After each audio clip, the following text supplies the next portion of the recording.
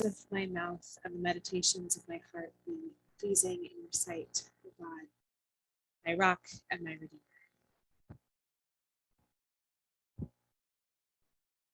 So we are continuing our collective journey through the book, The Cross and the Lynching Tree. We are currently talking about chapter 2, which is entitled The Terrible Beauty of the Cross and the Tragedy of the Lynching Tree, a reflection on Reinhold Niebuhr.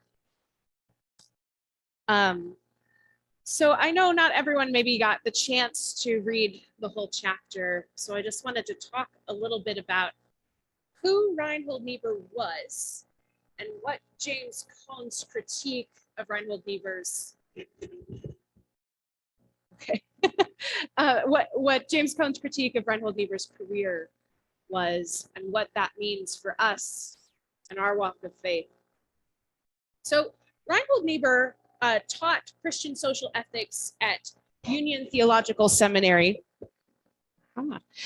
which, if you are kind of up on the progressive seminaries in the United States, Union is basically the tip-top progressive seminary. Lots and lots and lots of progressive Christian thinkers have come out of or taught at that particular school. It's a bastion of progressive theology, especially what's called the social gospel, or that gospel which reconnected the story of Jesus with and Christian theology with those who are actually suffering, urging Christians to do something to alleviate that suffering in the world. So Reinhold Niebuhr taught there for over 30 years and was in part of leadership, and he was a preeminent public theologian. It's kind of hard for us now to know, to really understand what his impact at the time where he was writing and speaking was. He is still, to this day, one of the only theologians who has ever been on the cover of Time magazine. Like, that's not necessarily an honor I'm looking for, but it's not one a lot of ordained people really get. But Reinhold Niebuhr was. He was the type of theologian who everyone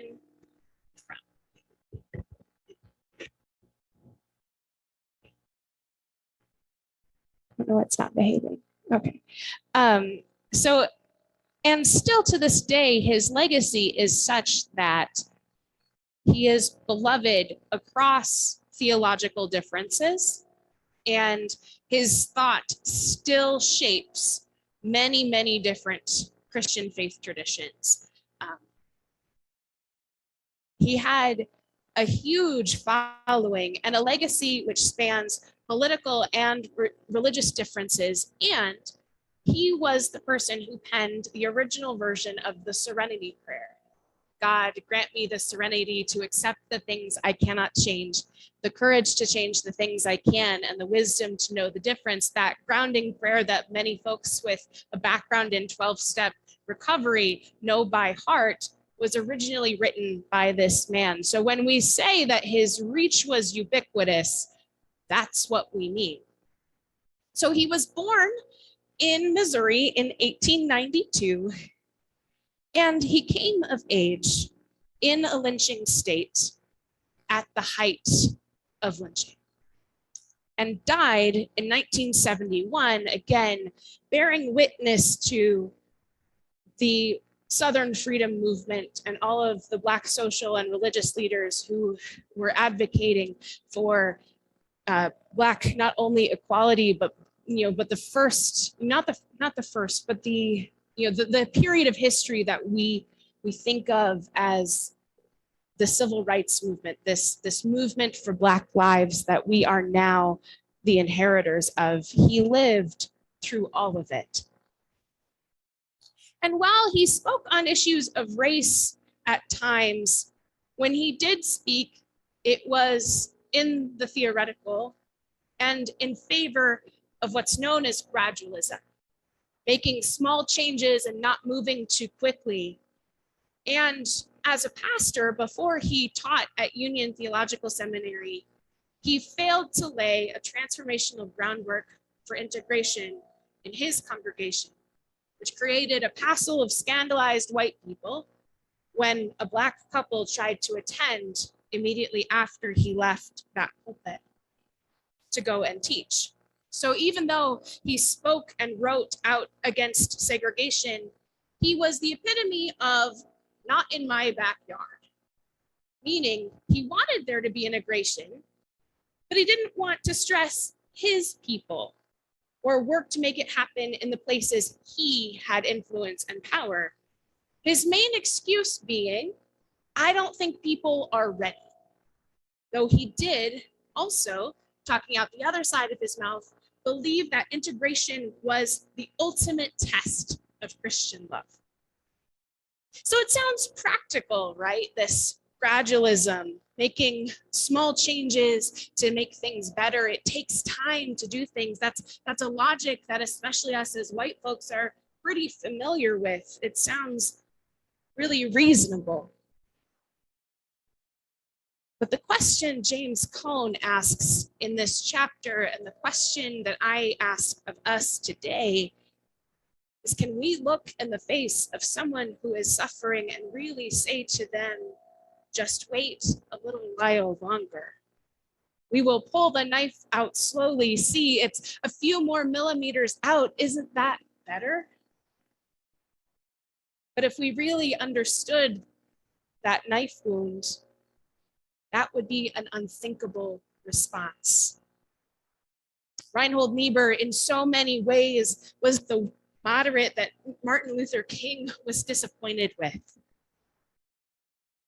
Most of us don't really have a concept for just how much clout Reinhold Niebuhr had and just how much solidarity was lacking in it.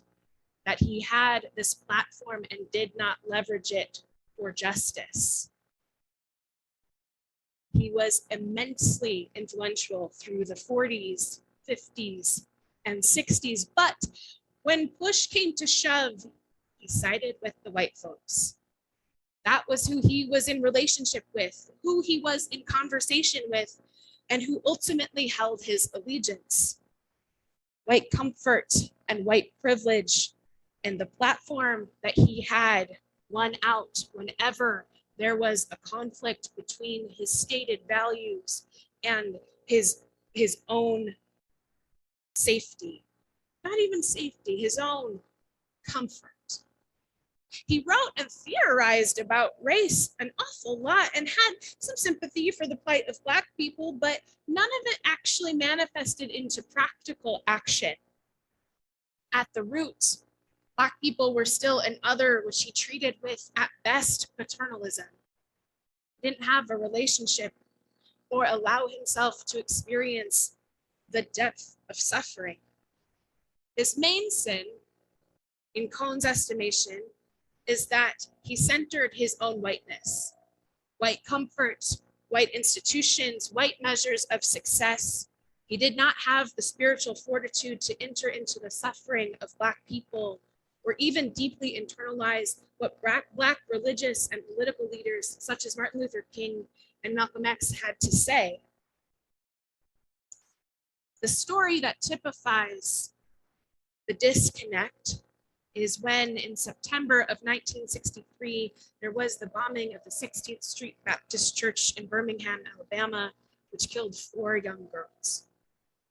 As the preeminent theologian, he was invited to do a radio interview with James Baldwin, and also another person rooted in the Black Christian tradition, a radical thinker and writer who talked about his experience of racism and the path toward collective liberation, who in the grace of his writing offered white people grace and in even forgiveness for the pain that they had caused. So these two people, this white theologian and this Black public thinker and theologian, though he never bore that term necessarily, were in conversation with each other after this which cost the life of 4 young girls. Technically, Baldwin and Niebuhr agreed on most points. There was a significant difference in how they entered the story of that tragedy. For Niebuhr, he even was able to name the failure of the white church in addressing the sin of them, but the difference was in degree and level of investment. For Niebuhr, the bombing was abstractly sad, but it was something he was removed from. He was a measured intellectual who addressed the bombing as an incident and an issue, not an outrage. For Baldwin, his grief and anger were readily apparent in his speech. He felt the bombing in a way Niebuhr was either incapable of or refused to do. This is the insidiousness of whiteness. We can say we believe all the progressive things, but when push comes to shove, what is it that we actually do? Peter Rollins, who considers himself what a theologian of fire, has a demonstration that he does at some of his talks, where he has a sealed envelope and says, inside is an ancient curse. If you read it out loud, the member of your family that you are the closest to will instantly die. Most of us would consider ourselves intellectual and say, we don't believe in that kind of curse. That's not actually a thing that would happen. And yet, there are precious few people who are brave enough to read what is in that sealed envelope. There is a discrepancy between what it is that we say we believe and what it is we actually do when push comes to shove. This is Niebuhr's greatest sin. It is our greatest sin because the embedded theology, the theology that is actually operating in our lives, operates below the intellectual. We may say all of the right things, but what we actually do comes from a different place. Whiteness, a theology of whiteness, an investment in white institutions and white comfort is embedded, but it is not stuck. Embedded theologies can be brought into the light of day and transformed so that we are in greater alignment with those truths that we speak. This is what the writer of Romans means when it's written, do not be conformed to the patterns of this whitened world, but be transformed in the renewing of your mind. And it is possible for white people to live in solidarity with Black people, to live in deep, deep communion with the pain and suffering.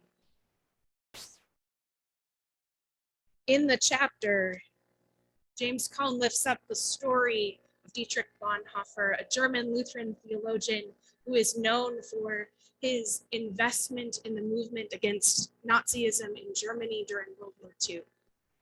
He is known both for his writings, especially the book, The Cost of Discipleship, a cost that he was willing to pay and eventually was murdered on German gallows because he was involved in an attempt to take Hitler's life. Bonhoeffer spent 1 year in the States studying at Union Theological Seminary. He and Niebuhr knew each other. The difference was, when Bonhoeffer was in New York, he spent time in Harlem. He spent time in a traditionally Black neighborhood. He attended Black churches. He befriended Black people. He entered into deep community with them, and it changed him forever. So that when he went back to Germany, he lived in an embodied solidarity with those who were oppressed. He picked up his cross and he followed Jesus, and eventually it cost him his life. These two stories of these renowned white theologians have very different endings. Niebuhr got to live to be almost 80. He had a cushy job and retired from a preeminent white liberal institution. Dietrich Bonhoeffer died much earlier, but he died in solidarity. The question here, I think, is one of invisible violence. Most of us white folks don't consider ourselves violent. We don't harm anybody. We're not toting guns or threatening people. We don't see how our exclusion is violent. Our indifference is violent, that our silence is violent. Our culture, white culture, is designed to shield us from the pain of the most marginalized and the violence of structures which exploit and kill. It's kept invisible to most of us because if we saw it clearly, it would break us wide open. Just like Jesus, when he looked upon suffering, he was moved to compassion, and his compassion moved him to heal and make whole and restore. The center of this, I think, is practical solidarity.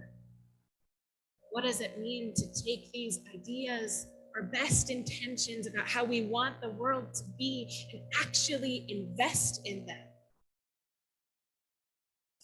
Definition of practical solidarity from a book called Injustice and the Care of Souls is this: to make mine the problem of the other and together find a solution while giving myself to another, because other is a myth. We are all connected if we allow ourselves to be, if we allow ourselves to enter deeply into the stories that make us uncomfortable, if we go to the places where we are not the majority and we learn. We create relationships. We leave our nice white liberal ivory tower, our nice cushy dean job at a progressive seminary, and we get to the spiritual revival of Harlem. We go to the heart of it. It takes courage to do that, to decenter our whiteness, to get uncomfortable, to actually live in practical solidarity. And guess what? It's not easy. The world doesn't like that kind of practical solidarity, that kind of radical solidarity. It's invested in keeping us siloed and apart. This, the most segregated hour in the United States on Sunday morning, as Martin Luther King. This world literally kills its prophet. Jesus and Martin Luther King and Malcolm X and Bonhoeffer, all of them were killed because they refused complacency and gradualism and the violence of indifference. In contrast, Niebuhr lived a long life. Got his picture on the cover of Time. He was comfortable in his position at a top theology school, and being invited to talk about things that he had no embodied experience.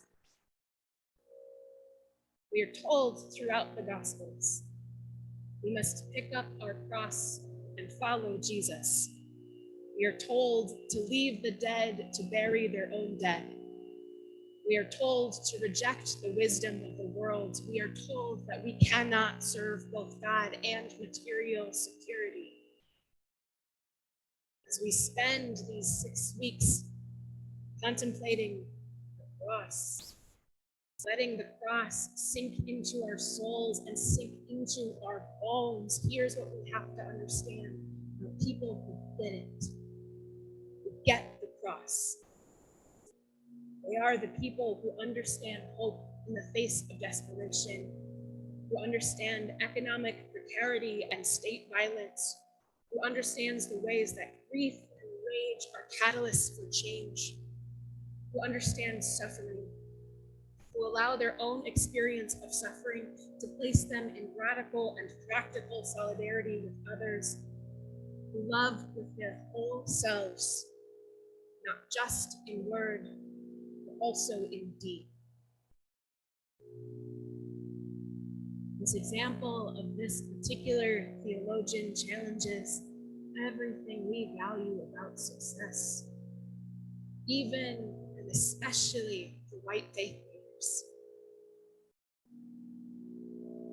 Cone, Baldwin, and so many other Black folks are even-handed and kind and gracious when dealing with white folks who talk a big game with their bodies on the plate. It is a grace and forgiveness that we don't necessarily deserve, but we are the beneficiaries of. Cone is even-handed in his dealing with Lieber, giving him credit where credit is due, but also not sparing the critique of his words that rang empty in a time when they were most needed. Found this chapter profoundly unsettling. And so my prayer for us is that we allow this discomfort to be part of the renewing of this Lenten season. That we begin to parse out what is our white discomfort wrapped in notions of practicality and gradualism. We lay it aside, do the work.